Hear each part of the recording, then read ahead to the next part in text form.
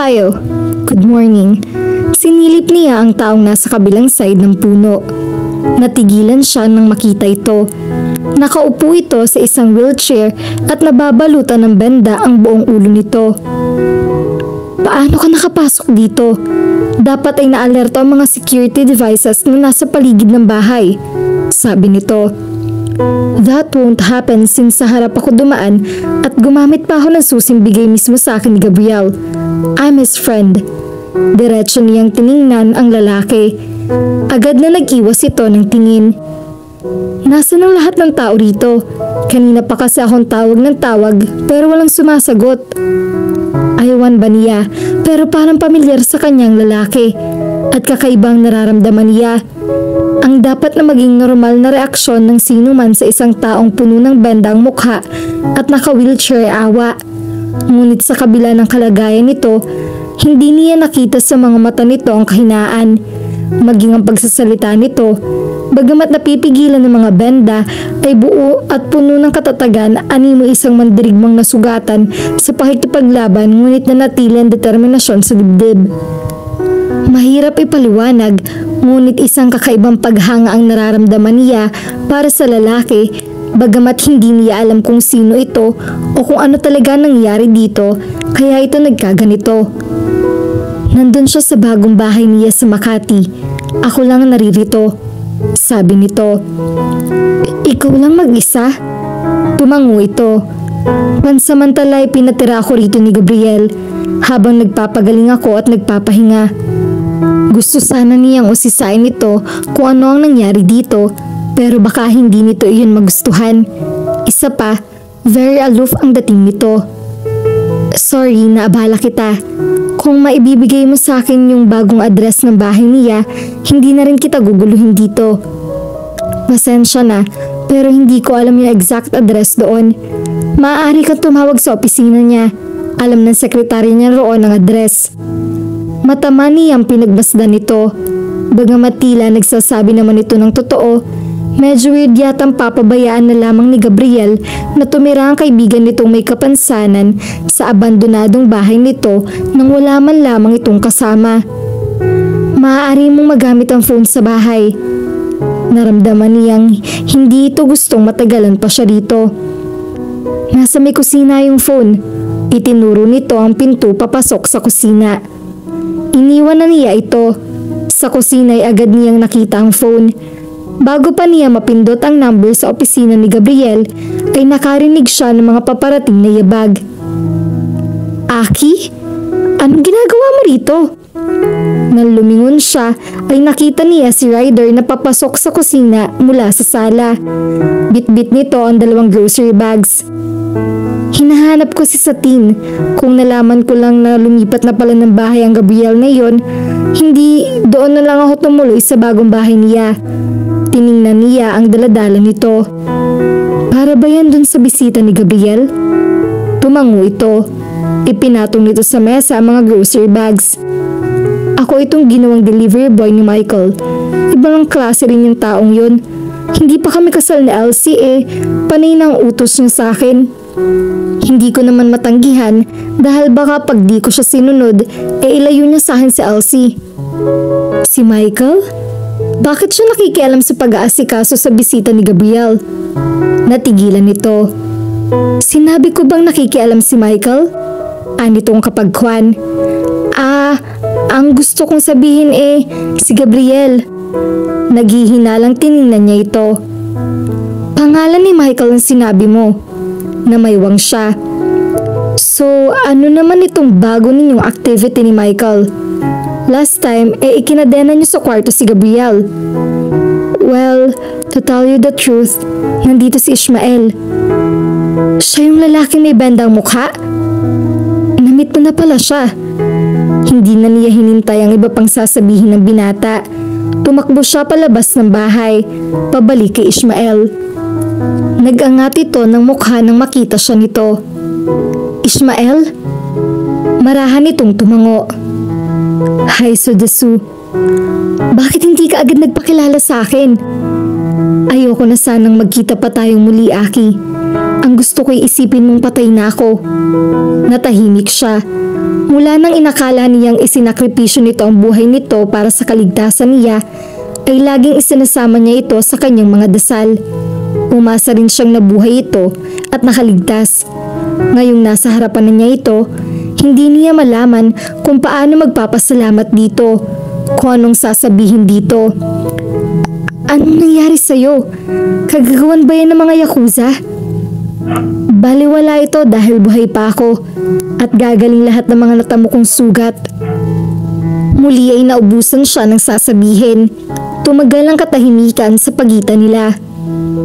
Paano kayo nagkitang muli ni Michael? Bigla niyang naisip na itanong. Nagtungo siya sa Japan kasama sina Ryder at Gabriel. Doon ay itinaya niya ang kanyang buhay sa pakikipagharap sa Oyabun. Kinumbinsi niya ang leader ng organisasyon na buhayin ako, palayain, kaya wala ka ng utang na loob sa akin, Aki. Binayaran na iyon ni Michael. At ngayon ay isang bagong buhay na naghihintay sa akin. Huwag ka sanang ikasama ng loob mo kung naisin kong hindi ka na makapagkita sa mga taong parte ng aking nakaraan. Tulad mo. I understand. Ipagdarasal kong kapag makapagtagpo tayo ng katahimikan at kaligayahan sa bagong buhay mo. Tumango siya. Domo arigatou gozaimasu. Pagpapasalamat na rito. Sayonara, Ishmael-san. Iniwan niya na ito, ang lalaking minsan itinawag niyang Katana. Sa labas ng gate ay nakita niya si Ryder. Nakaupo ito sa bagong biling owner type jeep nito. Obvious na sa hinihintay siya.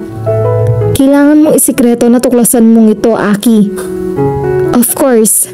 By the way, alam mo ba kung nasa ng bagong bahay ni Gabriel ngayon? Yeah, kung gusto mo ihahatid na kita roon. Thank you na lang, pero may dala akong kotse. Pagkatapos niyang makuhang address ni Gabriel, ay naglakad na siya patungo sa kotse niya. Aki, nilingon niya si Ryder.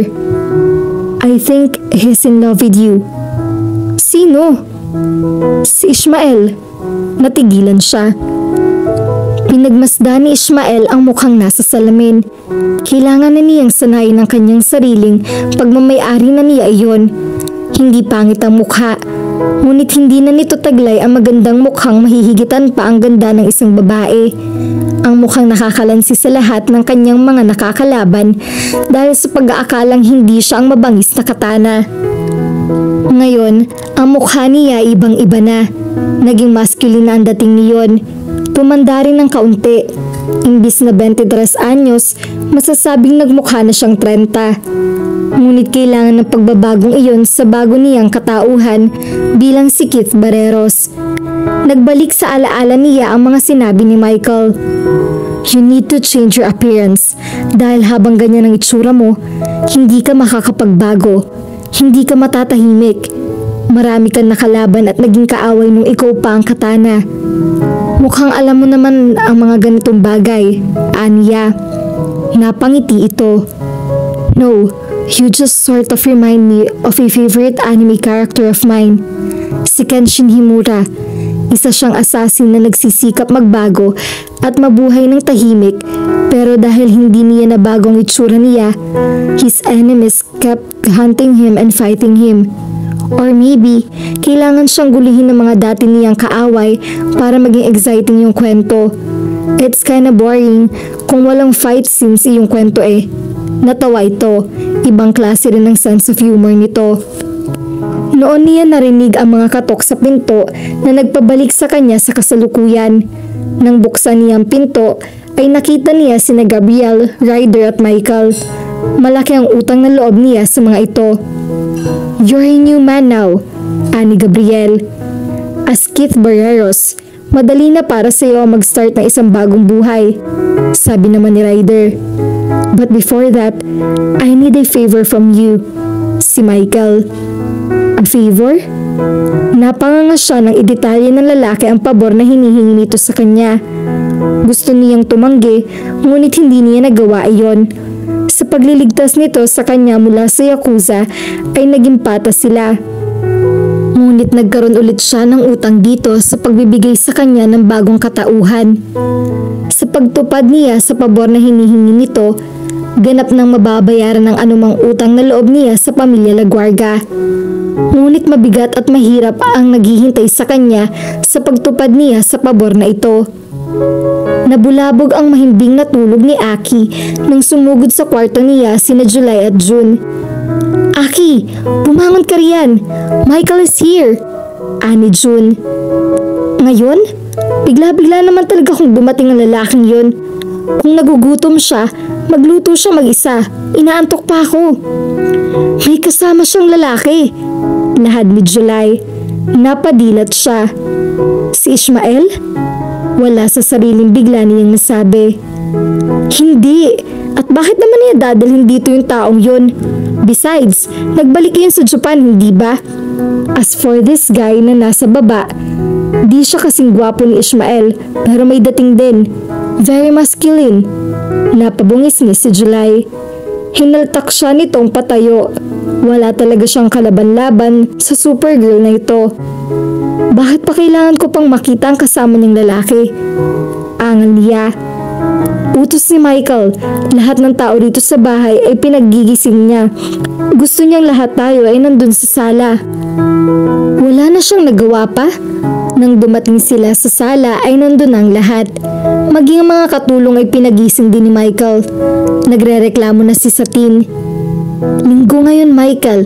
Ang gising ng mga tao rito ay pag ganitong araw ay alas 8, hindi alas 7. Natatawang binaliwala lamang ng lalaki ang reklamo ng tiya nito. Well, since nandito na kayong lahat, gusto kong makilala ninyo ang bago nating mayordomo, si Keith. Mayordomo? Bigkas ni Satine. Keith? Napatitig siya sa lalaki. Aywan niya ngunit parang pamilyar ito sa kanya. Napatitig siya sa mga mata nito. This place needs one, lalo na pag umaalis ka sa team. Nagkakagulo ang buong kabahayan at asyenda. Don't worry, ikaw pa rin naman ang mamamahala rito. Si Kit ay magiging assistant mo, and you can ask his help sa anumang problema. Don't worry, he knows how to manage a big household. Pinag-training siya ni Gabriel. Saglit na nagtama ang mga mata nila ng mayordomo. Tumigil ang kanyang paghinga. Dahil sa kabila ng pag-iiba na itsura nito, natiyak niyang ito ay walang iba kundi si Ishmael. Dahil taglay pa rin nito ang kakaibang aura nito. Aura ng isang lalaking malakas at mapanganib. Kumpleto ang mga babalang ibinigay ni Michael sa kanya tungkol sa mga babaeng poprotektahan niya. Nakatulong din ang mga dagdag na impormasyong nakuha niya kina Ryder at Gabriel. Hindi na siya nagulat nang si Satine ang unang-unang kumumpronta sa kanya. Direct to the point ito. You are Ishmael, right? Tumango siya. Paano mo nakilala agad? Hindi ako. Si Aki. Sinabi niya sa akin ang hinala niya. You simply confirmed it. Bakit ka pumayag na maging mayordomo rito? Utang ko kay Michael ang buhay ko at kalayaan mula sa Yakuza. Besides, I have no choice. He trapped me into this situation. At si Akira? Wala siyang dapat na ikatakot sa akin. Hindi na siya nanganganib sa akin. That's not the point. You will be making her uncomfortable kapag mananatili ka rito. She doesn't like men, and I think kasama ka roon. Gusto kong umalis na lang ako. Tumango ito. Matutulungan kitang makaalis dito. Wika nito. Hindi ka mapipigilan ni Michael. Umiling siya. Satine, I can leave this place anytime I want to, but I gave Michael my word. At sa paraang ito ko lang babayaran ang anumang utang na loob ko sa kanya. After this, I can live my own life. Gaano katagal ang naging usapan niyo ni Michael na magtatrabaho ka rito? Depende yun kay Gabriel. Kasama rin sa gulong ito ang lalaking yun? Bulalas nito. Dahil siyang dahilan kung bakit madalas na umaalis ka ng asyenda. Pag nakakuha na ng totoong mayordomo na hindi lamang kaya mamahala rito sa asyenda, kundi kaya rin ipagtanggol kayong lahat ay aalis na ako. Pansamantalang araw ko rito. Kumunot ang noon ito. Ang Michael na iyon ang utak ng planong to. Ano bang pumasok sa ulo ng lalaking yon at sa dinami-rami ng gagawin niyang mayordomo ay ikaw pa? Napabuntong hininga ito. Mataman siya nitong pinagmasdan. Sinuri. Unti-unti, biglang nanlaki ang mga mata nito. Oh my God! Ikaw ang lalaking pinili ni Michael para maging asawa ni Aki. Napanganga siya. Bigla ang pagpasok ni Akira sa locker room ng mga basketball players ng Blazers na naging dahilan ng pagkakagulo at pagkataranta ng lahat. Kanya-kanyang hanap ng maipantatakip sa mga katawan ng mga players. Wala rin sino man sa mga ito ang nakapigil sa kanya. Iyong mga bantay sa tangkatangkang pigilan ay nagsipaghagisan. Ngunit baliwala ang sinapit ng mga lalaking iyon kumpara sa ginawa niya kay Michael. Ibinalibag niya ito sa sahig. Sino nagbigay sa iyo ng karapatang ipili ako ng lalaking mapapangasawa ko? Nanggigigil niyang sabi. Tila gusto ng pinsan niyang sumagot, ngunit hindi nito yun magawa. Nakasubsob pa rin sa sahig ang mukha nito at hindi nito maiangat iyon hanggat hindi niya inaalis ang pagkakatapak niya sa ulo nito. Itinaas nito ang isang kamay at sumenyas ng pis. Inalis niya ang paa niya mula sa ulo nito. Gusto niyang sipain ito, ngunit nagpigil siya. Pulang-pula ang mukha nito nang bumangon nito at maupo sa sahig. Grabe naman na reaksyon mo, reklamo nito. Dahil grabe rin ang ginawa mo. Hey you girls, are you trying to control my love life? Pag kayo ang gumawa ay tama, pero pag ako, mali. Natigilan siya. Sinisikap lang naming maihanap ka ng tamang babae para sa'yo. Yung perfect wife. Pero ang lalaking ipinilit mo sa akin ay... Keith is not perfect, pero mayroon bang taong perpekto? Besides, taglay niya ang katangiang dapat taglay na mapapangasawa mo. Kung gusto mong sabihin kaya niya ako ipagtanggol dahil sa kakayahan niya, kaya ko rin gawin iyon. Aki, nang magbalik si Kit sa Japan, isinuong niya ang buhay niya sa panganib.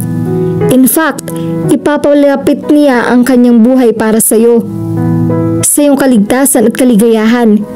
Bihirang taong nakakagawa nun. At sa kaso niya, it's even harder since kahit kailan ay hindi siya naging tagapagtanggol. He was trained to hunt, to... Napatingin ito sa paligid, sa mga taong nandun na nakakarinig sa sikreto ni Kit. Huminga ito ng malalim. He loves you, Aki. Patuloy nito. Nakita ko iyon sa mga mata niya nung bago siya magbalik sa Japan. Noon ko rin na-realize na siya ang tamang lalaki para sa'yo. Si Ryder ang una nagsabi sa kanya ng tungkol sa pagkakagusto sa kanya ni Kit. Ngayon naman si Michael. Baliwala iyon since I don't love him. Aniya, kung bibigyan mo lamang siya ng pagkakataon, he could make you love him. Tinadyakan niya ito sa dibdib. Walang anumang sinalo lamang nito ang paa niya. Hinawakan na mahigpit. Bigyan mo siya ng taning. Kung hindi ka niya kayang paibigin sa loob ng panahong iyon, ako mismo maglalayo sa kanya sa'yo. At bakit naman ako papayag sa kondisyong yan? Natatakot ka bang ma-inlove sa kanya? Walang sino mang lalaki na makakapagpaibig sa akin. So, how long ibibigay mong panahon sa kanya? 1 month. Para yatang napakatagal niyon, ngunit sa bago niyang nabago ang kanyang sinabi. Sure, no problem. Ngumiti ang binata. Binitawan na rin ang kanyang paa. Damn it, Michael.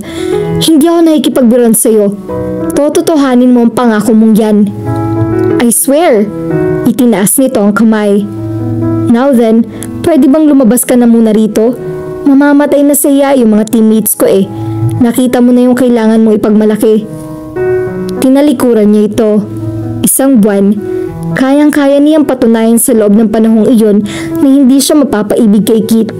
At sa oras na hindi to pa rin ni Michael na ang pangakong nito, humanda ito sa kanya. Mabilis na lumipas ang 1 buwan.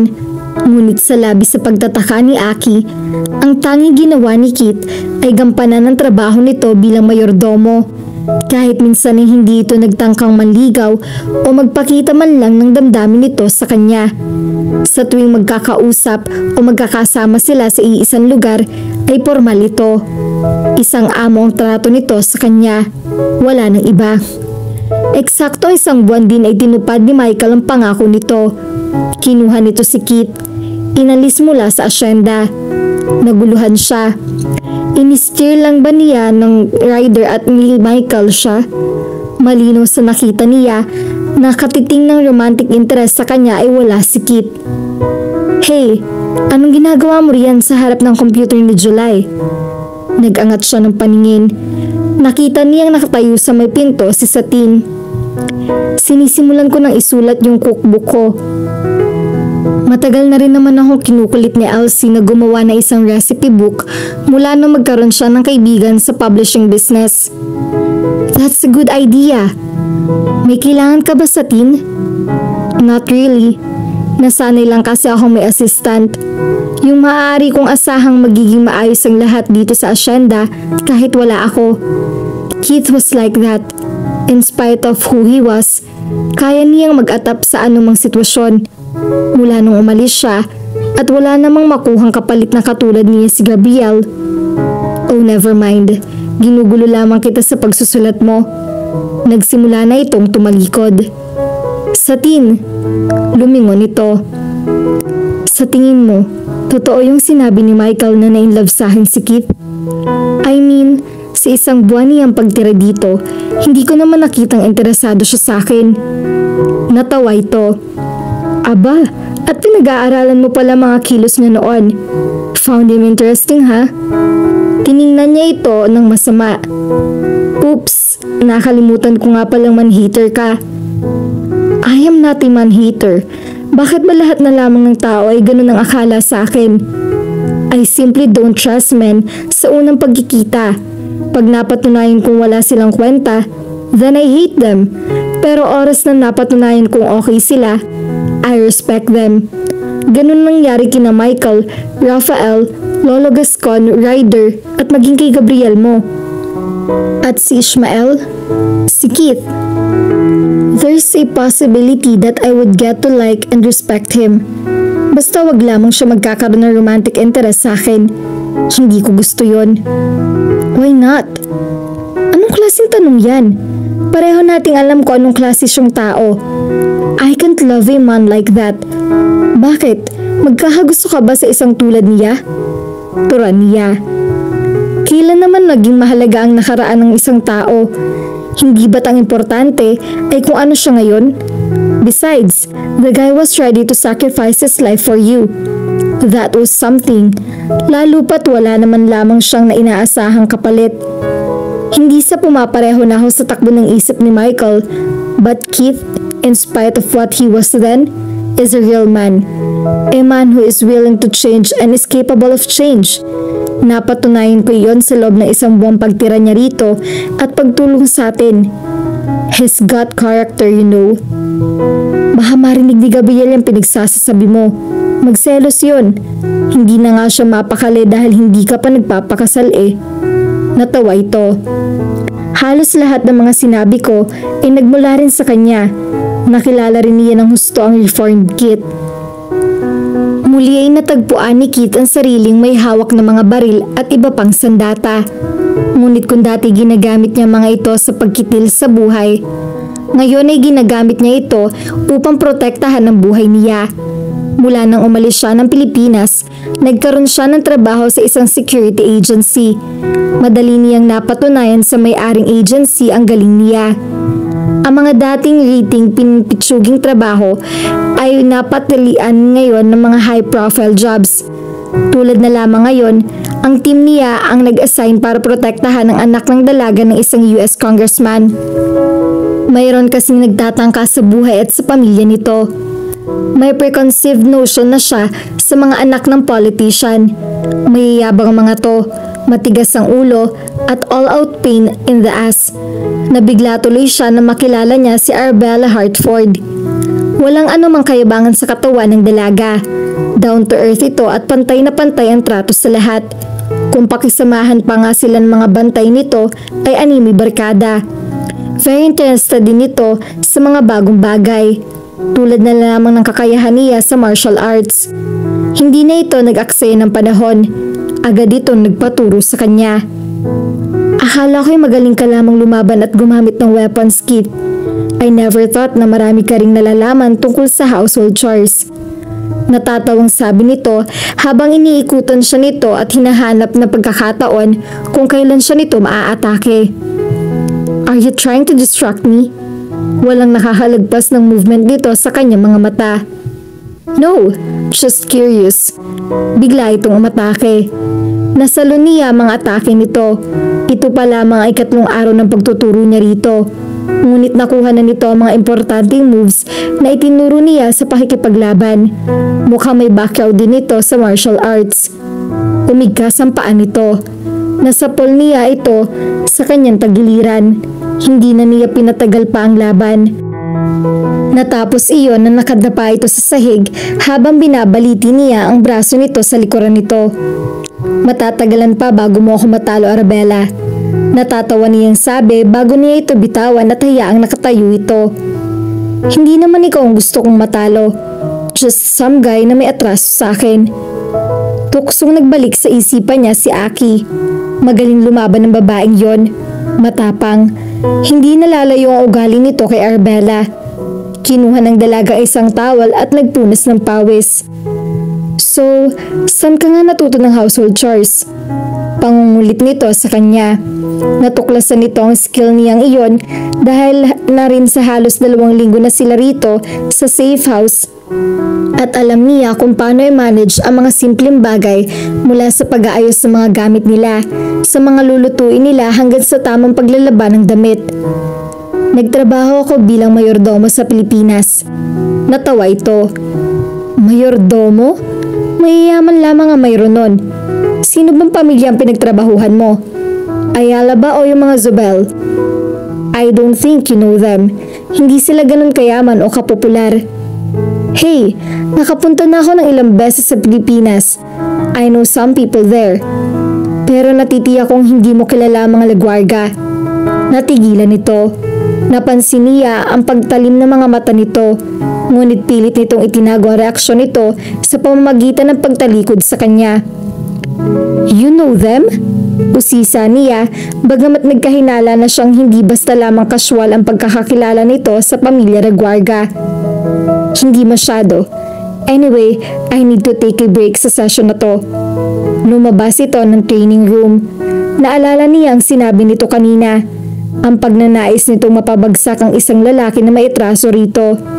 Si Michael Reguarga naging pangunahing suspect niya na dahilan ng pagtalim ng mga mata nito. Ex-girlfriend kaya ni Michael si Arabella Hartford? Pagkaraan ng 1 buwan ay natapos ang assignment ni Kit kay Arabella Hartford. Nahuli ang mastermind na assassination attempt sa pamilya ng dalaga nang mahuli nila ang killer na nagtangkang pumatay rito. At malaki ang naging tulong nito para sa mga nangyaring iyon. Nagamit nito ang lahat ng fighting techniques na itinuro niya rito sa pakikipaglaban. Hindi man siya sinabi rito, very proud siya sa achievement nito. Bilang pasasalamat ng ama nito, binigyan ng team nila ng karagdagang bayad. Mayroon ding special gift ang dalaga sa kanya dahil sa mga natutuhan nito sa kanya. Isang all-expenses paid na Caribbean cruise. Hindi pa siya sigurado kung tatanggapin niya ang regalong iyon ng dalaga. Posible kasi magkaroon uli sila ng emergency client sa agency. Pansamantala ay bumalik sa pagiging normal ang kanyang buhay sa munting apartment niya sa Chicago. At kasama sa normal routine niya kapag wala silang kliyente ang pag-grocery. Usually ay instant food o yung iniinitin na lamang sa microwave na pagkain ang binibili niya. Palakad na siya sa bus station nang may kotseng biglang humarang sa daraanan niya. Isa yung convertible na natitiklop ang bubong. Agad niyang nakilala ang driver na naka-sunglasses. Long time no see, Kit. Bati nito. Hop in, ihahatid na kita sa apartment mo. Sumakay siya sa kotse. Kailangan ko pa bang ibigay sa iyo ang direksyon o alam mo na? I already know. Mukhang pinasusubaybayan mo ko. Anya, natawa ito. Of course not. Wika nito. Pero nang panoorin mo yung exhibition game ng team namin dito sa Chicago last Sunday, na-curious na akong kamustahin ka. Almost a year nakakaraan mula nang umalis ka ng Pilipinas. Paano mo ako napansin nun sa stadium? Ang daming tao at abala ka sa paglalaro. Hindi naman ako nakapansin sa'yo. Sina Ryder at Elsie. Sila rin ang sumunod sa'yo at nag-imbestiga sa buhay mo ngayon. Very curious naman kasi talaga ang dalawang yon. Bakit? Kasama mo sila? Remember na may TV show ako sa sports? Si Elsie ng producer nun. Kaya saan man ako maglaro ay kasama siya. Si Ryder naman, kinalidkad na namin para magkaroon ng assistant si Elsie. Kasal na ba silang dalawa? Not yet. Lagi kasi may nangyayari kapag napopostpone ang kasal nila. Tulad ng assassination attempt mo.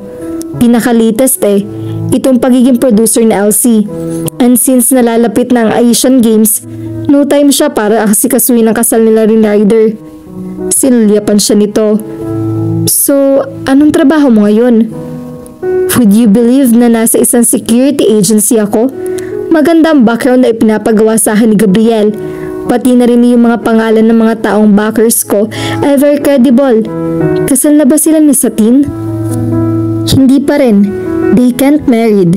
Dapat kasi mauna muna sina Elsie. At ikaw? Bakit di mo pa ako diretsuhin, Kit? You want to ask about Aki, hindi ba? Iniba niya ang usapan. Alam mo ba yung latest client ko ay si Arabella Hartford? Who? Blanco ekspresyon sa mukha nito. Huwag mo sabihin hindi mo siya kilala. She seems to know you. Kumunot ang noon nito. Maraming babaeng kilala ako ngunit hindi ko naman kilala. Kung may picture ka niya, baka maaalala ko siya. May group picture nga sila ni Arabella at ng team niya sa kanyang wallet. Ang dalaga naglagay niyon sa wallet niya. Souvenir daw sa adventure nila. Inilabas niya iyon. Ipinakita sa lalaki. Dumilim ang mukha nito. Arabella Hartford pala ang pangalan niya. Mariing sabi nito. Natatandaan mo na siya? Tumango ito. Ibang pangalan ang ginamit niya na magpanggap siya bilang isa sa mga katulong namin sa Asyanda some years ago. Tumalim ang mga mata nito. She tried to kill the 5 girls para mapaghigantihan lamang niya ako. Nashock siya. Are you serious? Ang Arabella na nakilala ko ay... Mortal kami magkaaway ng babaeng yon, Kit. Muntik na siya magtagumpay noon kung hindi ko lamang siya natalo sa laban. Her fighting skills were no match for me. Natigilan siya. Mas magaling na siyang lumaban ngayon, Michael. What? Napapreno ito ng kotse. Huwag mong sabihin tinuruan mo siya. To protect herself. Pagtatama niya. I thought ng mga oras na iyon ay mas matutulungan ko siya kung kaya niyang protektahan ang kanyang sarili since may nagtatangkang pumatay sa kanya at sa pamilya nila. Hindi naman kasi sa lahat ng pagkakataon ay maililigtas ko siya sa mga killers. Napangiwi ito. Hindi mo dapat ginawa yun. Damn it. The last time na natalo ko siya, sumumpa siyang babalik siya para paghigantihan ako. And you've made her a better fighter. Ibig sabihin nun ay nanganganib na naman yung 5 babae. Baka nagkakamali ka lamang. Ang Arabella na nakilala ko ay... Arabella is a normal person. It's a moral person. Wala siyang moral responsibility sa kanino man. Para sa kanya, there is no right and wrong thing. Kaya niyang gawin ang kahit na ano. At naging goal na niya sa kanyang buhay na paghigantihan ako at gawing miserable ang buhay ko. Binuhay nitong muli ang mga makina ng kotse. Seryoso na mukha nito. Bakit nagkakaganon? Dati mo ba siyang girlfriend? Umiling ito. No, Arabella never loved me and I will never love me. I guess nakatakda talagang kaming maging magkaaway kahit ano pang mangyari. Ano talaga nangyari sa inyong dalawa? Hindi alam ni Satin ang tungkol sa awayan namin ng babaeng yon. Sa pagitan lang namin dalawang yun ni Arbella. For now, ang mahalaga ay maprotektahan yung 5 babae. You have to go back to the Philippines, Kit. Protect the girls. At anong gagawin mo? Makikipagharap ako kay Arabella. Hindi ko nahihintayin pang mauna siyang sumugod muli. Dapat ko na ring tapusin ang away namin to. Kung hindi na ako makakabalik pa, you will have to take over my responsibilities sa pamilya Reguarga. Hindi ka na masyadong mahihirapan doon dahil makakatulong mo si Ryder at Gabriel. Kayong tatlo magiging guardians ng mga babae. Tumango siya. Kasalanan niya to. Kailangan niyang panugutan at ayusin. Ngumiti ito ng bahagya. You know, I still think na ikaw ang lalaking bagay kay Aki. Umiling siya. Nagkakamali ka, Michael. Kahit kailan ay hindi ako maaaring ipagmalaki ng sino mang babae. Nakalimutan mo na ba ang dati kong isang mamamatay tao? Ang mga katulad kong nabuhay sa... I don't believe that. Yung mga madrama at tragic endings ay karaniwan lamang sa mga nangyayari sa pelikula. But in real life, there are no rules. Bawat tao ay may kakayahang baguhin ang kanyang kapalaran. Kung ikaw ay isang karakter sa pelikula, tiyak na sa pagtatapos ng pelikula ay mamamatay ka bilang bayad sa mga nagawa mo noon. But this life is real. In real life, there are lots of second chances. At di mahalaga kung ano man ang naging buhay mo noon. That was never your choice. You were trapped in an organization kung saan hindi ka nabigyan ng pagkakataong mag-isip para sa sarili mo. Ngayon ay wala ng organisasyong magdidikta sa iyo. Ikaw na lamang ang masusunod. Make your own story, Kit. Huwag mong gayahin ng mga madrama sa pelikula. Nag-inat si Akira. Naglagay rin siya ng eye drop sa kanyang mga mata. Nakakangalay pala kapag ilang oras nang nakaupo at nagtatype sa computer. Nagkaroon din siya ng eye strain, pero hindi na niya maaaring tigilan pa ang pagsusulat ng kanyang first ever cookbook. Naayos na kasi ni Elsie ang tungkol sa pagpapublish nito. Ibalang klase rin naman ang babaeng yon. Dati ay nagmamanage lamang ito kay Michael. Ngayon pati siya ay nakasama na. Hindi talaga siya tinigilan nito hanggat hindi siya pumapayag na magsulat ng cookbook. Tumayo siya. Tama na muna mga naisulat niya ngayon. Almost 5 na ng hapon. Dapat ay simulan na niya ang paghahanda ng hapunan ng lahat. Bumaba siya ng hagdan nang mapansin niyang may kausap na lalaki sa sala si Satin. Namalikmata siya. Sikit ang lalaki nakikita niya. Ipinikit niya ang kanyang mga mata. Hanggang kailan ba siya magkakaganito? Lagi na lamang ba niyang maipagkakamali ang ibang lalaki kay Kit? Matagal nang wala si Kit. Hindi na ito babalik pa. Iyon ang gusto niyang mangyari, kaya dapat ay matigil na lagi niyang pagpapakita sa lalaki sa mga lugar na hindi naman niya ito dapat makita. Nagdilat siya ng mga mata. Nanatiling kamukha ni Kit ang lalaki. Narinig din niya ang boses nito. Tumigil ang kanyang paghinga. Hindi ito produkto ng kanyang imahinasyon. Napansin siya ni Satin. Hey Aki, nagbalik na ang ating mayordomo. Nakangiting sabi nito. Lumingon sa kanya si Kit. Tumango ito bilang pagbati. Lumapit siya sa mga ito. Kagagawan mo ba naman ito ni Michael? Nauutal na sabi nito. I mean, si Michael na naman ba ang may pakana nito? May kailangang asikasuhin si Michael. Matagal siyang mawawala, kaya sinabihan niya akong tumulong sa inyo pansamantala. Paliwanag ng lalaki. Kahit wala siya rito, kayang-kaya naming asikasuhin ang asyenda. Mabuti pa'y umalis ka na at bumalik sa ka man ng galing. Mariin niyang sabi bago padabok siyang nagtungo sa kusina. Ngunit hindi agad siya pumasok sa kusina. Pinakinggan niya ang pag-uusap ng dalawa. I told you so. Hindi niya magugustuhan ang pagbabalik mo rito. Inaasahan ko na yun. Pero dahil sa akin kaya kinakailangan umalis ni Michael. He won't let me help him sa kaharapin niyang problema. Ang hiningi lamang niya sa akin ay ang manatili rito. Tulungan kayo at protektahan. Natitiyak kung kaya ikaw ang pinapunta niya rito ay dahil hindi pa rin nagbabago ang desisyon niyang paglapitin kayo ni Aki. Sinabi rin niya sa akin yan, pero hindi mangyayari yun. Matibay ang paniniwala ni Michael na in love ka kay Aki. Totoo ba yun? Pilit niyang pinakinggan ang isasagot ng lalaki. Ngunit hindi niya narinig ang isinagot nito. Type nga ba siya nito o hindi? Sasagutin mo ba ang tanong ko o mananahimik ka na lamang? Boses ni Satin. Kailangan ko bang sagutin yan? Yes, kung gusto mong manatili rito sa bahay. I need to know everything. Maging ang intensyon mo kay Aki. Wala akong anumang intensyon sa kanya. Hindi rin ako interesado magkaroon ng anumang romantic relationship sa kanya. Tumaas sa mga kilay niya. Bakit hindi interesado sa kanyang lalaki? Are you saying na gusto mo lamang makipagkaibigan sa kanya? Bakit ba inaakala yata ng lahat ng tao ritong higit pa sa pakikipagkaibigan ang interes ko sa kanya? Siguro dahil nang una kang pumunta rito ay balak mo siyang patayin, and then you change your mind at isinakripisyo mo pa ang buhay mo para lamang mabuhay siya.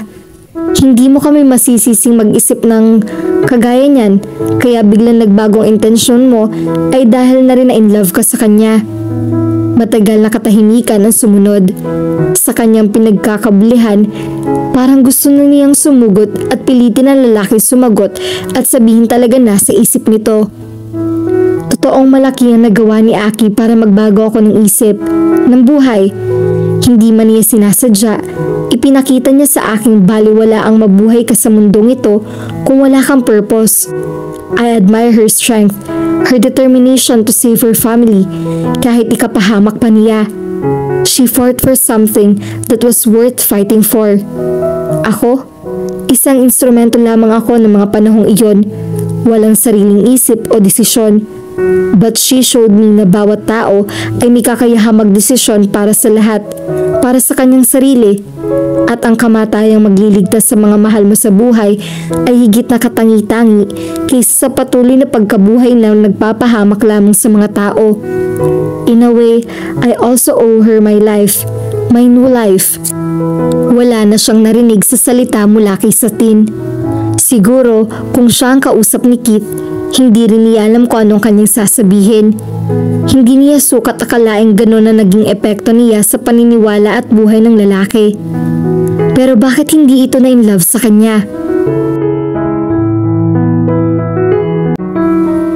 Hindi ko talaga maintindihan ang taong iyon. Ako naman pala ang dahilan kaya nagbago siya at nagising dun sa masamang trabaho niya. Pero ni katiting na attraction, wala siyang nararamdaman sa akin. Bulalas niya habang inilalabas mula sa refrigerator ang mga sangkap ng putahing lulutuin niya. At alam mo bang mula nang dumating ang lalaki niyan dito, hindi pa rin ako kinakausap. Parang pinangingilagan niya ako. He's making me feel so attractive. Hindi naman ako pangit na. Marami namang nagkakagusto sa akin kahit ayaw ko sa kanila And there's nothing wrong with me, hindi ba? Namalikmata si Rafael. Tila nalito ito sa paggamit niya ng salitang ne. Akala siguro nito Japanese word iyon ng pagtatanong. Tila hindi rin nito malaman kung alin sa mga tanong niya ang unang sasagutin. Bukod doon, hindi rin nito alam ang tungkol sa pagpapalit ni Kit ng identity na si Ishmael ito dati. Sabihin mo nga sa akin, Rafael, bakit hindi naman lamang nagkaroon ng interest sa akin si Kit na iyon? Is there something wrong with me or siya itong may problema? Do you think lalaki siya or not? Gusto mo bang magkagusto siya sa'yo? Are you nuts? Ayoko sa kanya. Bakit naiinis ka dahil hindi siya na-in-love sa'yo? Tumaas ang kilay niya. Ay nako, bata ka pa talaga. Kulang pa talaga mga nalalaman mo tungkol sa aming mga babae. Medyo nahihilo na nga akong intindihin ang takbo ng mga isip nyo. Simple lang naman ang sagot dyan. Oo nga't hindi ko nagugustuhan pag nililigawan ako ng lalaki. Pero nakakaasar at nakakaapekto rin sa pride ko pag sinasabi ng isang lalaking dapat magkagusto sa akin na hindi niya ako nagugustuhan. Nanatiling blanco ang mukha ng binatilyo. Mukhang hindi nito maintindihan ang paliwanag niya. Napabuntong hininga siya. Forget it. Hugasan mo na lamang yung mga karne at gulay. Napailing siya. Paano naman niya ma-expect na maiintindihan ng 15 anyos na binatilyo ang pagkainis niya kay Kit, gayong hindi nga nito makita ang relasyon nito kay June at hindi naman talaga totoo. Parang laro pa lang sa dalagita ang pakikipag-boyfriend nito rito. You know, Aki, I think Kit is a good person. Very adaptable. Napapakibagayan niya ang mga anumang sitwasyon. Alam mo bang madalas siya sa bahay? Kasundo na niya ang itay at ang inay ko. Ngayon lang niya nalaman iyon. Pero mukhang mabilis makipaglapit sa mga matatanda ang lalaki since kasundo na rin ito ang Lolo Gascon at Nanay Bernie. Anong ginagawa niya sa inyo? Nakikipagkwentuhan, pero ang hula ko ay inaalam niya sa itay ang mga bagay-bagay na nangyayari sa paligid ng asyenda. Yung klase ng mga tao sa lugar natin, lalo na tungkol sa mga krimeng nangyayari at mga tao involved doon. Para bang kumukuha siya ng impormasyon at naghahanda sa kung ano man ang mangyayari. Mukhang determinado talaga siyang maging guardian ninyo. Hindi lang pala mga tungkulin ni Michael ang ginagawa ng lalaking iyon. Masigit pa roon. Aywan niya kung matutuwa siya tungkol doon. Since mula nang dumating siya sa lugar na ito, ay inako na niya ang pagtatanggol sa lahat ng mga tao rito since siya itong magaling na lumaban. At wala siyang maisip na anumang panganib sa pamilya nila. Tapos na naman ang problema nila sa Yakuza. I don't think dapat mo siyang isama sa listahan ng mga lalaking kinamumuhian mo. Rafael, nagpunta ka ba rito para bigyan ako ng lecture o para magpaturo sa akin ng pagluluto ng favorite na pagkain ni June? Magpapaturo. Paano nga pala ang paghihiwa sa mga gulay at karne ito? You know, kung gusto mo talagang maging isang magaling na cook, dapat mag-enroll ka sa cooking classes ko. Gabi naman iyon at wala kang pasok. Marami rin mga babaeng cute doon. Natitiyak kong marami sa kanila ang magkakakrush sa'yo. Namula ang pisngin nito. Baka hindi magustuhan ni June yun. Kung minsan ay gusto na niyang prangkahin ito. Sabihin dito nag-aaksaya lamang ito ng oras sa patuloy na paghabol kay June. Ngunit ang pagiging faithful nito, ang tapat nitong pagmamahal sa dalagita, ang siyang dahilan kaya napalapit ito sa kanya. Kung bakit itinuring na niya ito bilang pamilya. Rafael, anong gagawin mo kapag tuluyan na nakipag-break sa'yo si June? Hindi niya gagawin yon. Mahal niya ako. Ipaalala kaya niya rito ang ginawa ng dalagita noong isang taon. Ang hindi nito pakikipagkita o pakikipag-usap man lang dito sa loob ng isang buong semester. Pareho kayo ni Satin na nag-iisip na hindi ako mahal ni June at pinaglalaroan lamang niya ako. Wika nito. Nagulat siya. Kung minsan ay nakakalimutan niyang mautak din ito, madaling makahalata.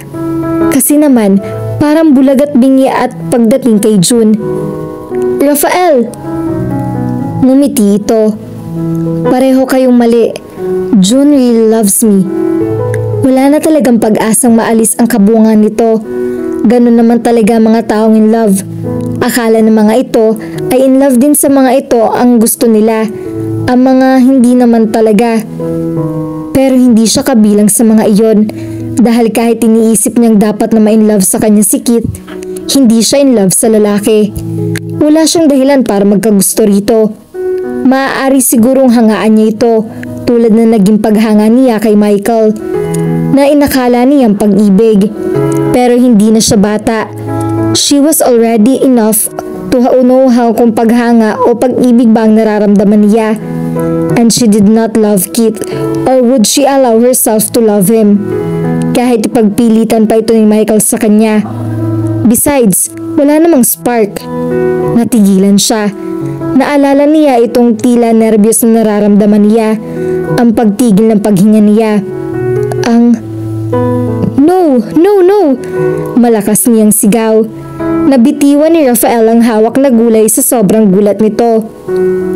Sa likod bahay ay mayroon siyang spice and herb garden. Mas nakakamura kasi siya kung magtatanim siya ng mga ito kaysa bumibili pa siya. Kung kailangan niya ng fresh spices, madali siya makakakuha. At nagagawa rin niya ang kanyang teknik sa pagpipreserve ng mga iyon para manatili ang aroma at lasa ng mga ito. Maya-maya ay gagamit siya ng mga fresh spices kaya nagtungo siya sa kanyang garden para manguha ng mga ipapagamit sa mga estudyante niya. Noon niya natuklasang sa mga punong malapit sa kanyang garden ay naroon din si Keith. Nagpa-practice ito. No doubt na hinahasa ang kakayahan sa pakikipaglaban sa tulong ng mga piraso ng sako na nakasabit sa mga sanga ng puno. Nakahubad ito, nakasuot na maluwang na pantalon. Pawisan nito. Muli ay napagmasdan niya ang mga pilat sa katawan nito. Ang mga pilat na hindi dulot ng anumang punyal o tama ng baril. Ngunit nanatiling normal pa rin ang paghinga nito. Hindi ito humihingal. Bawat kilos nito ay asintado rin. Matindi ang concentration nito sa ginagawa. Ngayon ay malinaw na kung bakit siya natalo nito noon sa labanan nila. Kung bakit ito naging mapanganib. Napatigil ito sa ginagawa. Lumingon ito sa direksyon niya. Gusto niyang ipaliwanag na hindi siya nagsusubukan nito. Na nandito siya para kumuha ng herbs at ng spices. Pero hindi siya nakapagsalita. Napatitig lamang siya sa mga mata nito. Nanatili itong walang imik. Nagsimulang humaba ang katahimikan sa pagitan nila. Bakit hindi mo pa pinapaalis ang peklat mo sa katawan? Pinaalis mo rin lang yung tattoo mo. Sa wakas ay nakapagsalita siya. Kailangan ko sila para hindi ko makalimutan ang nakaraan ko. Bakit kailangan balik-balikan mo palagi iyon? Hindi mo ba kaya magbagong buhay? Para makapagbagong buhay ako, dapat ay hindi ko makalimutan ang mga naging nagpagkakamali ko noon. These scars will always remind me of those. Kasama rin ba ang pagdetraining mo to? Kailangan kong patuloy na i-train ang sarili ko. Ito ang tanging nalalaman ko. Ngunit hindi na ito ang gagamitin para pumatay ng tao. Ang kakayahan kong ito ay para maprotektahan ang mga taong nasa paligid ko. Sabi nito. Para mabayaran mo ang mga naging kasalanan mo noon? Ewan ko, ang mga naging trabaho ko noon sa Kyodai ay isinagawa ko ng walang anumang pagsisisi o pag-aalinlangan. Kahit ang pakamahak ng mga inosente at ang walang kasalanan. Lahat sila ay binigyan ko ng pagkakataong lumaban, ipagtanggol ang kanilang mga sarili. Katulad ng ginawa ko sa'yo, nang barilin ko kayo. Hindi ko intensyong patayin ng sino man sa inyo. Batid ko ang kakayahan mo, Aki, at ang iyong ugali. Natitiyak kong hahabulin mo ko. At sa paghabol mo ay magkakaroon tayo ng pagkakataong maglaban. You lost that fight, kaya para sa akin, may karapatan na akong isakatuparan ng misyon ko. Paano kung hindi marunong lumaban ang mga taong ipinapapatay ng Kyodai? Kung sila ay manghihinang tao, pinapabayaan ko sila at tinatanggap ang kaparusahan ng grupo. Napatutok muli ang mga mata niya sa mga peklat sa katawan nito. Napakarami ng mga iyon at ang mga sugat na pinagmulan ng mga iyon ay matitindi. Ngayon, naging malinaw sa kanya ang klase ng hirap na pinagdaanan nito, ang mga tiniis nito. Isa itong mabuting tao at sa kabila ng pagkakakulong nito sa isang grupong walang puso at kaluluwa, pilit pa rin nangingibabaw ang kabutihan nito. Hindi ako katulad ng mga iniligtas mo. Malakas ako, kaya kong lumaban, pero dahil sa akin ay siniway mo rin ang utos sa'yo at itinaya mo ang buhay mo. Wika niya. Umiwas ito ng tingin. Ipinakita mo sa akin na sa kabila ng pinanghahawakan kong prinsipyo ng isang mandirigma, mali pa rin na basta ko na lamang tapusin ang buhay ni Numan. Because of that truth, you lived. Iyon lamang bang dahilan, Keith? Michael and Ryder believed that. Hindi niya na ituloy ang sasabihin. Naglakad na ito palayo sa kanya. Totoo ba ang paniniwala nila? Sigaw niya. Oo. Huminto sa pagtibok ang puso niya. Inamin na nitong mahal siya nito. Ngunit nagpatuloy pa rin ito sa paglayo sa kanya. Malinaw na hindi nito kailanman ipapadama sa kanya ang pagmamahal nito. Na hindi nito iyon ipipilit sa kanya. Nang magising si Akira ay hindi na niya inabutan si Satin. Ang note na lamang nitong nagsasabing lumuwas ito sa Maynila ang nakita niya. Ayon sa note nito ay si Kit ang siyang magdidesisyon ng lahat tungkol sa asyenda. Mukhang malaki na talaga ang tiwala ni Satin sa lalaki. Hindi niya alam kung nakumbinsi nito ni Gabriel o ni Michael. Pero base na rin sa experience niya, lahat ng pinagkakatiwalaan ni Michael ay katiwa-tiwala. Magaling itong mang-judge ng character. Ibig bang sabihin niyon ay tama rin ba ang kutob nitong si Kit nga ang lalaking bagay sa kanya? Kumunot ang kanyang noo. Ano man ang kutob o paniniwala ng ibang tao, siya pa rin na magdidesisyon sa buhay niya. At ang pagkakaroon niya ng boyfriend o maging asawa sa katauhan ni Kit ay... The man loved her. Inamin na nito ito sa kanya. Pero hindi na rin naman ito interesadong habulin siya o ipadama sa kanya ang pagmamahal nito. Dahil ba nahahalata nito sa kilos niyang hindi siya interesado rito? O dahil alam nitong hindi ito bagay sa kanya dahil na rin sa klase na naging buhay nito noon? Napabuntong hininga siya. Hindi siya malilito at mag-iisip ng ganito kung nandito lamang si Michael. Kung hindi nito pinapapunta rito si Kit. Ano man ang ginagawa ni Michael, natitiyak niyang hindi iyon ganun kaimportante. Paraan lamang nito iyon para mabigyan ng dahilan ang pagpapunta rito kay Kit. Para mailapit sa kanyang lalaki. Pero hindi magtatagumpay ang planong ito ng kanyang pinsan. Hindi siya papayag na magkagusto siya kay Kit. Napakislot siya ng mga nakaamoy na sunog. Ang piniprito niya ang nasusunog. Madali ang inalis niya sa kalan ng kawali. Ngayon lamang nangyaring nasunugan siya. Lagi alerto ang isip niya kapag nagluluto siya. Kahit 10 pang putahe ang sabay-sabay niyang niluluto ay hindi siya nasusunugan. Akira? Boses ni Kit. Napaigtad siya. Ang karne sa kawali ay naihagis niya. Mabilis na naging pangyayari, ngunit animoy slow motion na nakita niya ang lahat.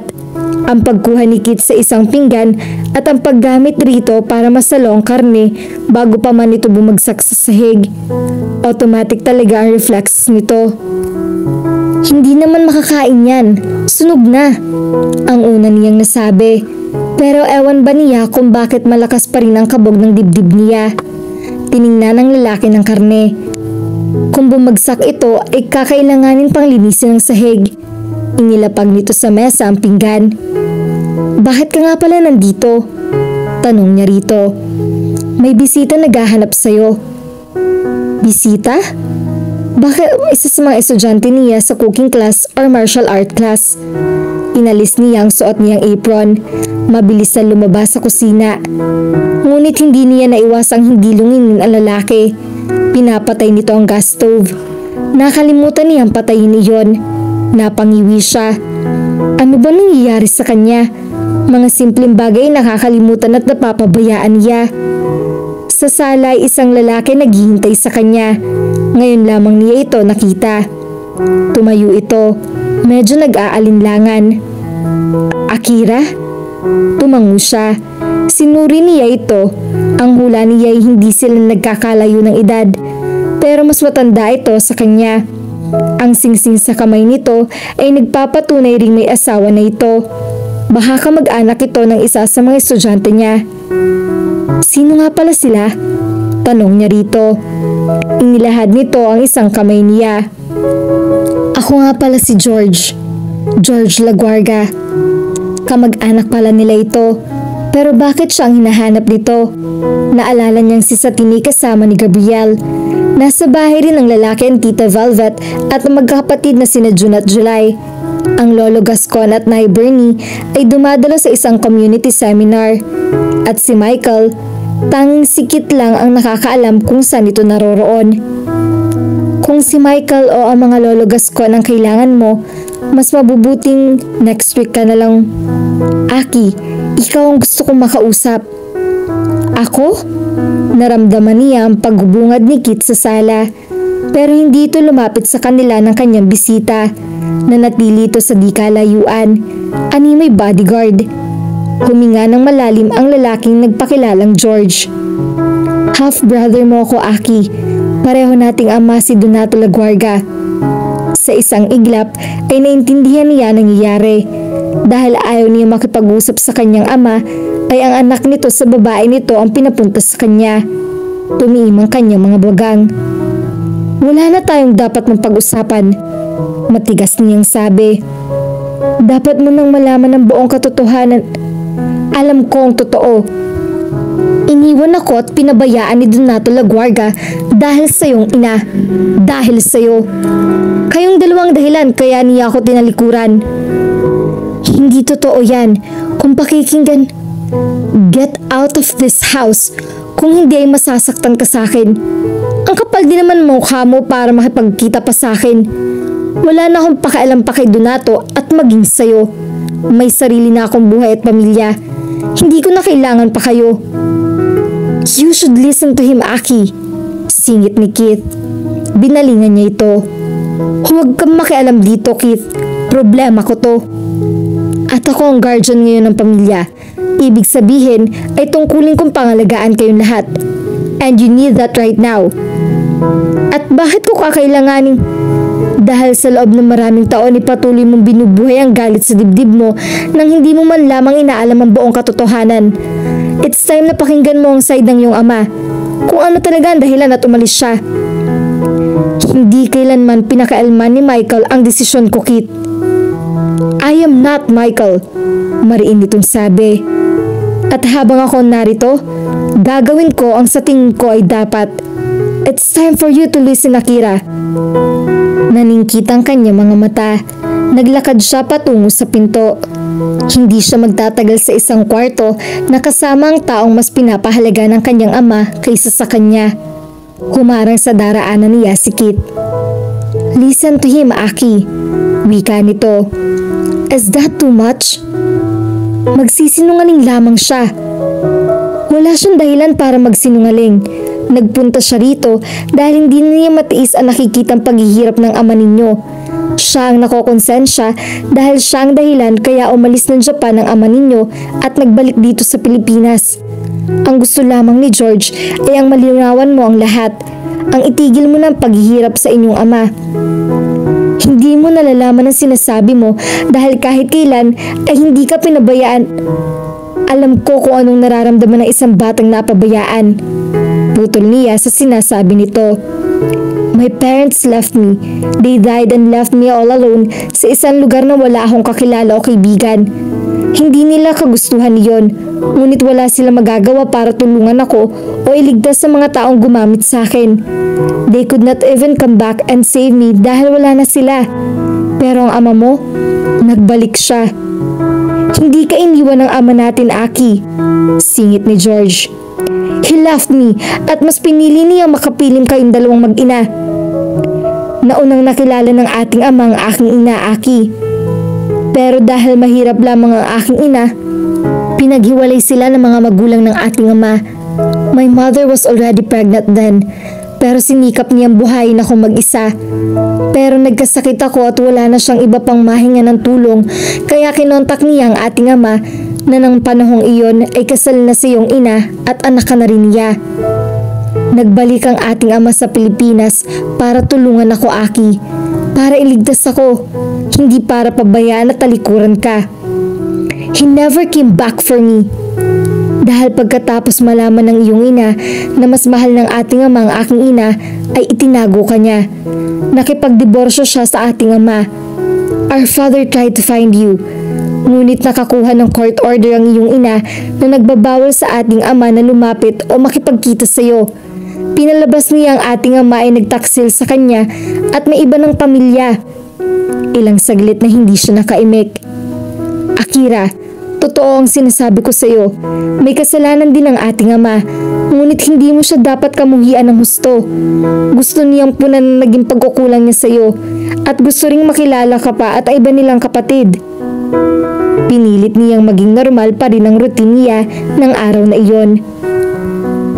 Ngunit pagkatapos ng cooking class niya ay hindi na niya napigilan ang balikan ang naganap kaninang umaga.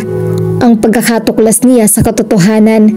Bagaman at sinabi niya kay George na baliwala pa rin sa kanya ang paliwanag nito at hindi pa rin siya interesadong tanggapin ng ama na si Donato, iyon ay sanhi lamang ng kanyang pride. Nahihirapan pa rin siyang amining labis-labis ang ginagawa niyang pagkamuhi at pagkondena sa kanyang ama na pilit lamang ginagampanan ng maayos ang tungkulin nito sa unang anak nito. Kung binaliwala at hindi man lamang tinulungan ng kanyang ama si George at ang ina nito, makokonsensya siya. Sisisihin niya ang kanyang ama. Huminga siya ng malalim. All these years, ang taong kinamumuhian niya ay dapat pala niyang iniintindi. Ngunit parang napakahirap na basta na lamang niyang kalimutan ang galit sa dibdib niya. Bumaba siya ng kotse.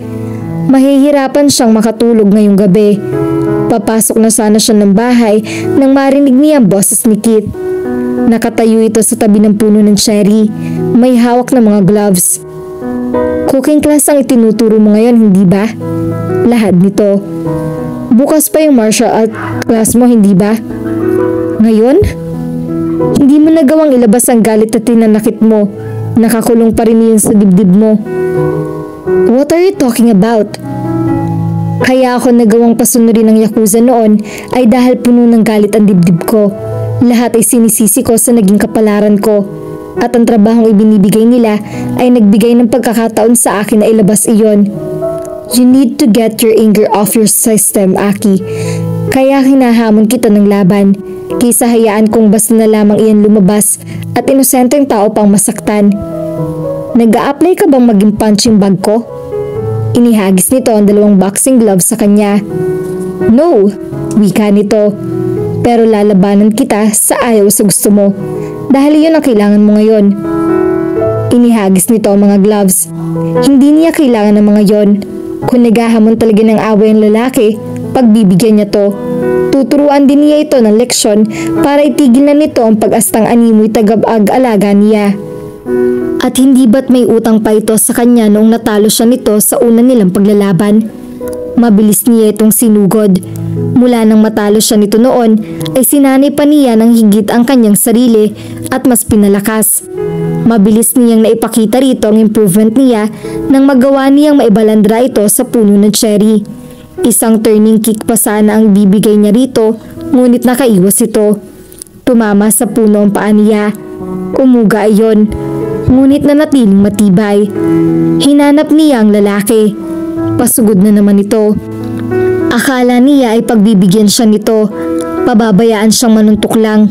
Ngunit totoong nilabanan siya nito. Pinatamaan. Nasaktan din siya ng mga suntok at sipa nito. Pero napansin niyang ang pinatatamaan lamang nito ay ang bahagi ng katawan niyang matibay na sa labanan. Ilang beses din niyang napansin ang pagbawi nito sa atake nito kapag ang matatamaan niya ay ang maselang parte ng kanyang katawan. Lalo siyang nainis. Dinoble niya ang atake at wala siyang pakialam kung saan man niya tamaan ito o mabaldado man ito. Tumagal ng 2 oras ang labanan nila. Walang sino mang natalo o nasaktan ng husto. Ngunit naubos ang lahat ng lakas niya. Napaupo siya sa lupa. Habol ang kanyang hininga. Parang lahat ng galit, hinanakit at sama ng loob niya ay kasamang tumagpas kasama ng pawis niya. Malaya ng puso niya, ang kanyang isip sa nakaraan. Nag-angat siya ng mukha. Tiningnan niya si Kit. Nakatayo pa ito ngunit tulad niya ay humihingal din. Bahagyan nangingitim na rin ang kaliwang pisngi nito. Napuruhan niya ito. Natitiyak niyang may mga pasari na mga braso nito at binti. Ngunit normal na ang mga pasang iyon sa kanya. Inangatan talaga ng lalaking huwag siyang patamaan sa mukha at dibdib. Hindi pa tapos ang laban natin to, sabi niya. I know, sabihin mo lang kung kailan muli gustong gawin ito. Lumapit ito sa kanya. Inilahad nito ang isang kamay. Iniabot niya iyon. Itinayo siya nito. Nakapagtataka ngunit sa kabila ng sinabi niya, parang wala na siyang ganap ang labanan muli ito. Hindi naman niya masasabing may nanalo o natalo sa kanila. Ang naganap ay animoy isang, hindi niya maipaliwanag. Ngunit malaki ang nagawa ng labang ito para matanggap niya ang mga katotohanan sa buhay niya. Ang mawala ang bigat sa dibdib niya. Siguro, dapat ipasalamatan niya ang lalaki. Batid nito kung ano ang kailangan niya. Kung paano niya tulungang maalis ang galit sa dibdib niya. Ngunit hindi niya magawang makapagsalita. Titig na titig kasi ito sa kanya. Gusto niya mag-iwas ng tingin. Ngunit parang naging estatwa ito. Nang magsimulang lumapit ang mukha nito sa kanya, ay lumakas ng husto ang tibok ng puso niya. Animo na hinturin ang kanyang paghinga. Hahagkan siya nito. Iyon ang malinaw na nakikita niyang nangyayari. Dapat siyang umiwas, lumaban o magsalita para mapigilan niya iyon. Ngunit hindi yun ang gusto niyang gawin. Ang gusto niya ay malaman kung ang halik nito ay banayad o mapusok. Kung mararamdaman niya sa mga labi nito ang pag-ibig nito. Kung tulad na naging paglaban nila kanina ay maging malinaw ang pagiging lalaki nito. Ang lakas ng mga bisig nito. Ngayon ay dama na niya ang hininga nito, ang init ng katawan nito, ang mahigpit na hawak ng kamay nito sa kanyang kamay. Binitawan nito ang kamay niya. Napakurap siya. Nanatiling nakatutok sa kanya mga mata nito. At kitang-kita niya roon ang pinagpipigilan nitong damdamin para sa kanya. Kit. Good night, Aki. Matulog ka na ng mahimbing. Tumalikod na ito at naglakad palayo. Hindi siya nito hinagkan gayong nakahanda nang siyang pumayag. Mabilis na sinundan niya si Kit. Hindi niya basta-basta na lamang mababaliwala ang nararamdaman niya kanina. Ang natuklasan niyang epekto nito sa kanya. Natagpuan niya ito sa kwarto nito. To be exact, sa banyo. Nakatayo ito sa ilalim ng malakas na buhos na shower habang nakasuot pa rin ng damit. Nakatungo at nakakuyom ang mga palad nito. Kailangan natin mag-usap, Keith. Leave me alone, Akira. Nagsusumamo ang mga boses nito. Narito ako bilang guardian nyo. Let me do my job. Pabayaan mong gawin ko ang tungkulin ni Michael. Oras na magbalik siya, nangangako akong hindi mo na ako makikita pa kahit kailan. Noong isang araw ay sinabi mong mahal mo ko. Nanatili itong nakatungo. Does it matter? Wika nito. Bakit pinipigilan mo ang sarili mo, Ishmael? Napatingin ito sa kanya. Patay na si Ishmael, Aki. Huwag mo na akong tawagin pa sa pangalang yan. Kung patay na siya at ikaw na talaga si Keith, ikaw ay isang bagong tao. May bagong bukas at hinaharap at may karapatan kang magmahal. Tinulungan mo akong kalimutan at talikuran ng galit ko sa aking ama, Keith. Hindi ba dapat lamang natulungan din kita? Umiling ito. Hindi mo ako tinutulungan sa ginagawa mo ngayon. Mas matutulungan mo ako kung iiwanan mo na muna ako. Alam mo, kung magsha-shower ka, dapat inaalis mo ang suot mong damit. Namalikmata ito. Nagulat ito sa pagbabago niya ng tema ng usapan. Nilapitan niya ito. Sinimulan niyang hubarin ang suot na t-shirt. Aki, anong ginagawa mo? Natanggal na niya ang basang t-shirt nito. Naramdaman niya ang pagsingaw ng init sa katawan nito. Michael said, "You are mine." Sabi niya, ikaw raw ang lalaking nagbabagay sa akin, na nagmamahal sa akin, na paliligayahin ako. Hindi ko siya pinaniwalaan noon. Inakala ko ring mali siya ng akala. Dahil para sa akin, ako lamang ang makapagsasabi kung gusto ko o hindi ang isang lalaki. Inilapat niya ang mga palad niya sa dibdib nito. Nakapagdesisyon na ako, Keith. Ako pa rin si Ishmael, Aki, ang taong minsan nagtangkang pumatay sa'yo. Ang katana, I know, hindi ko nakakalimutan yun. Wika niya. Batid niyang patuloy na walang mangyayari kapag hahayaan na lamang niya ito. Sa pagbabalik ni Michael ay muli itong aalis at marahil ay hindi na uli babalik. Hindi na niya mapapayagan pang mangyari iyon. At isang paraan lamang ang alam niya para manatili ito sa tabi niya habang buhay. Hinubad niya ang kanyang suot na blouse. Napatangay ito. Napatigil din ito sa paghinga. Nang alisin niya ang suot niyang bra ay nagapoy ang mga mata nito. Madalas siyang napagkakamalang tomboy dahil sa ugalit kilos niya. Ngunit babae siya. Hindi nga lamang siya mahiyain o paligoy-ligoy at ginawa niya ang gusto niyang gawin.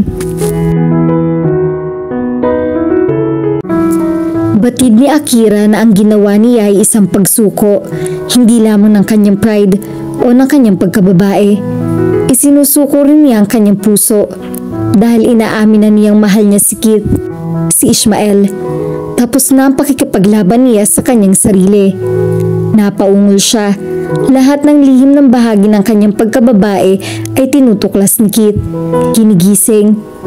Napadilat siya nang marahang ibangon siya nito. Hindi rin niya maintindihan kung bakit siya pintalikod nito.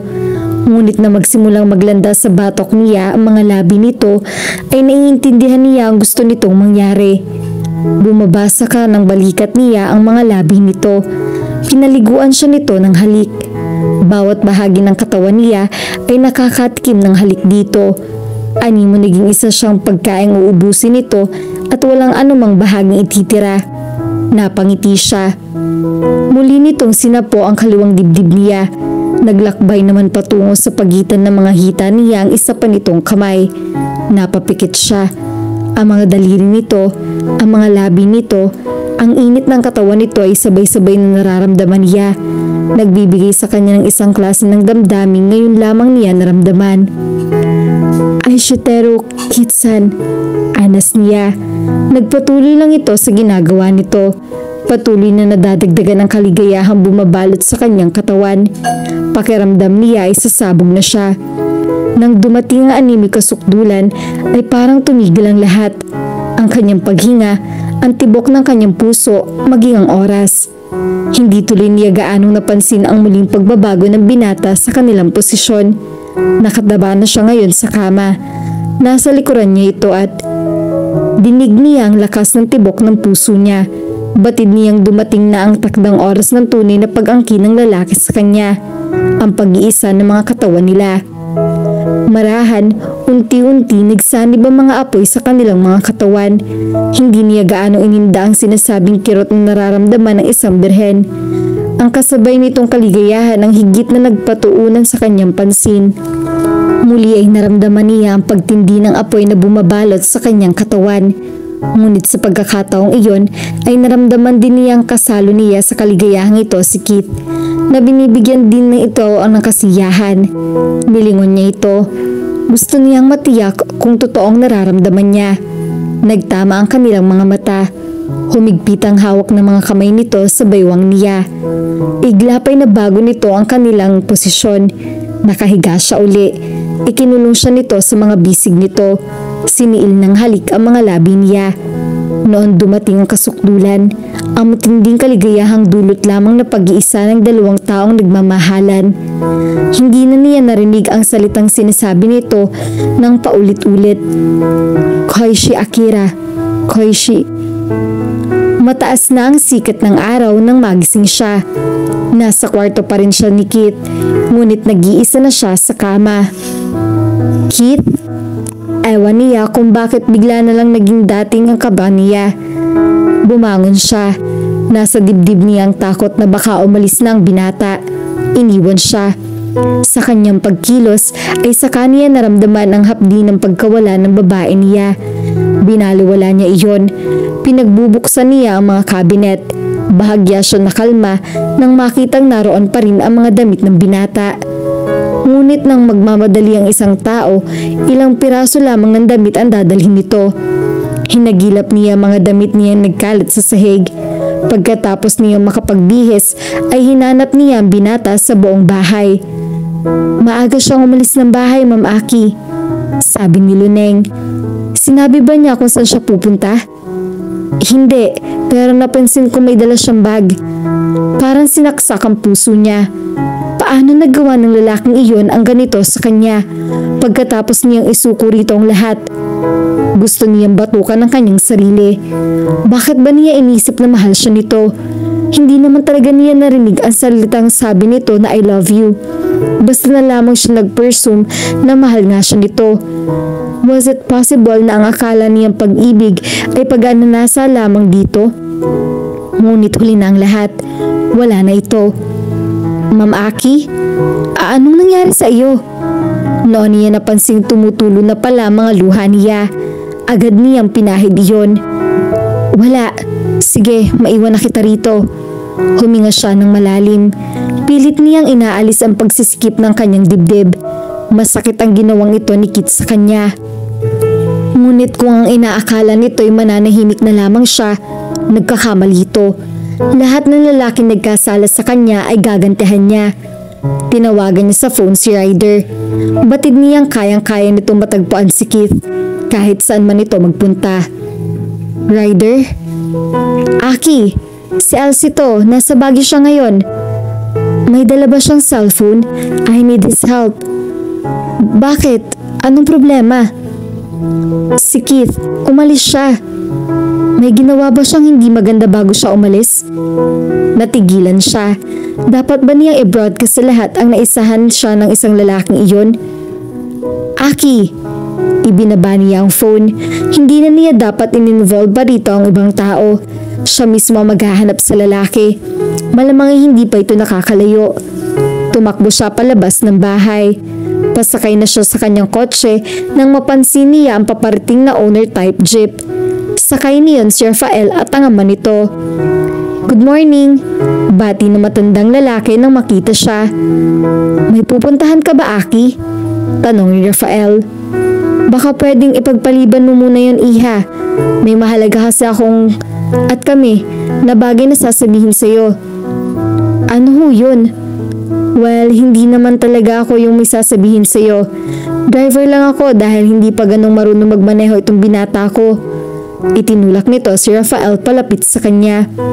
Isang maliit na kahon ang inilabas ng binatilyo. Binuksan nito iyon at ipinakita sa kanya ang singsing na laman niyon. Kumunot ang kanyang noo. Okay na ba to?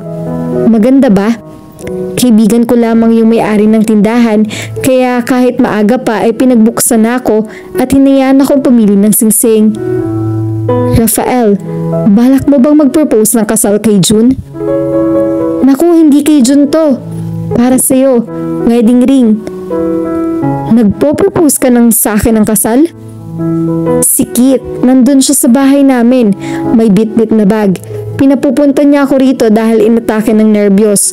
Hindi raw kasi niya kayang tanggihan mo siya. What? Mahal ka niya and he wants to marry you. Pero ang tanggihan mo siya ay aalis na siya. Ayaw rin niyang marinig ang rejection mo, kaya ako ang pinapunta niyang dito at magsabi. Kung ayaw mo sa kanya, ako na magsasabi sa kanya. Si Keith, ang pinakamatapang na lalaking nakilala niya, inatake ng nervyos. Hindi niya malaman kung matatawa o maiiyak siya. Mahigpit niyang niyakap si Rafael. Sabihin mo sa lalaking iyon na kung hindi niya ako pakakasalan sa araw na to, ay huwag na siya magpakita sa akin. Natatawang sabi niya. Naku, hindi problema yan. Nandun na rin naman sa bahay namin yung kaibigan kong Wes. Malakas na sabi ng tatay ng binatilyo. Kami ng nanay nitong si Rafael ang magiging ninong at ninang nyo. Sumama siya sa mag-ama. Tulad ng sinabi ng mga ito, naroon nga si Kit at ang huwes na magkakasal sa kanila. Sinikmuraan niya ang binata nang makita niya ito. Masyado kang madrama, kunwari galit niyang sabi rito.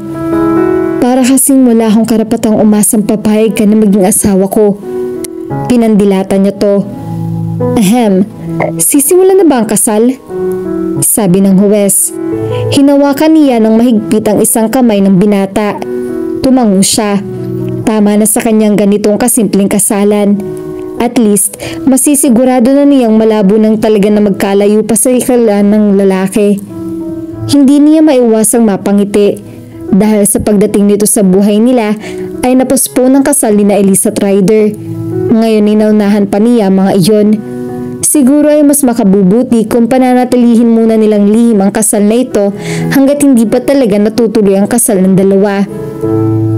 Abala ang buong asyenda na pagdesisyonan na kasi ni na Ryder at Elsie na doon na lamang gawin ang kasal ng mga ito kaysa hintayin pang mabakante ang schedule sa mga simbahan.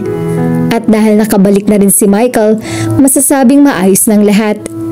Bilang mayordomo ay katulong sinasatin si Kit sa pamamahala ng lahat ng aasikasuhin.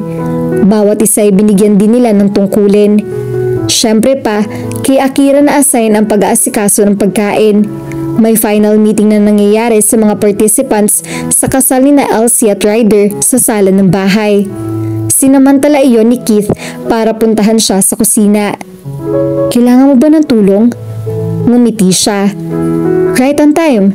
Tulungan mo akong dalhin sa kanila itong merienda. Hinapit niya sa baywang ang kanyang asawa. Hinagkan sa mga labi. Sinasabi ko na nga bang may masama kang balak kaya ka nawala rin sa meeting. Bulalas ni Michael. Nilingon nila ang lalaking nakasilip sa pinto. May plaster cast pa ang kaliwang kamay nito. Resulta iyon na naging pakipagtuos nito kay Arabella Hartford. Ngunit ayon dito, hindi na makapanggugulo pa ulit ang babae. Bagaman at ayaw nitong sabihin sa kanya ang anuman talagang nangyari, sinabi nitong maayos naman ang kalagayan ng dalaga. Dapat ay magpakasal na kayong dalawa, sabi nito. You are simply going to allow them to wed ng ganun-ganun lamang? Sabad ni Gabriel na pumasok din sa kusina. Pumayag ka lamang na maging kami ni Satin pagkatapos mo akong ikadena at paulit-ulit kong isigaw na mahal ko si Satin. Kit hasn't done that yet. Yeah, naalala ko atang kinailangang isigaw ko rin sa lahat na mahal ko si Elsie noon. Dagdag ni Ryder na sumunod din pala. Kit should start shouting how much she loves Aki. Tiningnan ni Kit si Michael. Seryoso ba ang dalawang to? It's a tradition, so unpasahan mo na. Nakikinig kaming lahat. Natatawang sabi ng kanyang pinsan. Kahit hindi nila magustuhan ng iyong drama, sigurado ka naman kay Aki since kasal na kayo. Singit ni Rafael. What? Bulalas ng lahat. Bago pa man nakapagsalita uli si Kit, ay sinunggabanan nito ni Ryder at Gabriel pati na rin ni Michael. Inihagis ito ng mga ito sa labas ng bahay. Simulan mo na ang panunumpa mo ng pag-ibig, sigaw ni Ryder. Gandahan mo, lagyan mo ng drama, dahil pag hindi namin nagustuhan, mananatili ka riyan sa labas. Ani Gabriel. Fair's fair, Kit, natatawang sabi ni Michael. Wala nang nagawa ang kanyang asawa kundi sundin ang tradisyon. Ngunit dahil batid niyang wala talaga itong alam kung paano gagawin ang pangako ng pag-ibig ng sinasabi ng lahat, naging katawa-tawa ang mga lumabas sa salita mula rito. Inulan nito ng katakot-takot na tukso at pang-aasar mula sa mga lalaki. Maging si Lolo Gascon ay nakisama na rin. Ngunit tiniis lahat iyon ng kanyang asawa.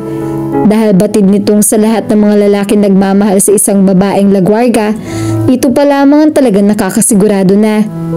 Sinulyaspan siya nito habang nakasilip siya sa bintana. Kasama niyang iba pang mga babae.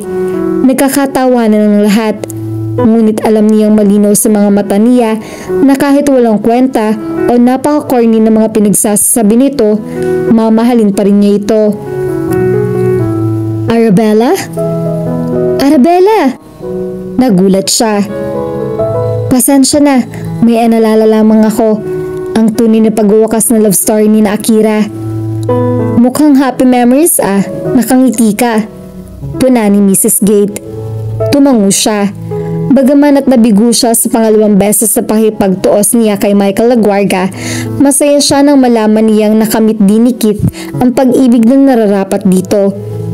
Ano man ang mangyari, mananatili ang respeto at paghanga niya sa lalaking minsan ay tinawag na katana. Hindi lamang niya itinuturing ito bilang isang mabuti at magaling na maestro, kundi bilang isang kaibigan. At dito po nagtatapos ang kwentong pag-ibig ni Akira at Keith. At lagi po nating tatandaan na sa tamang panahon, may isang taong magpapatunay sa iyo kung bakit ka para sa kanya at kung bakit hindi ka para sa iba. Sana po ay may nakuha kayong aral at inspirasyon sa kanilang pag-iibigan. At muli po ay samahan at suportahan niyo po ako sa mga kwentong pag-ibig na ibabahagi ko sa inyo. Maraming salamat po. God bless at ingat po tayong lahat.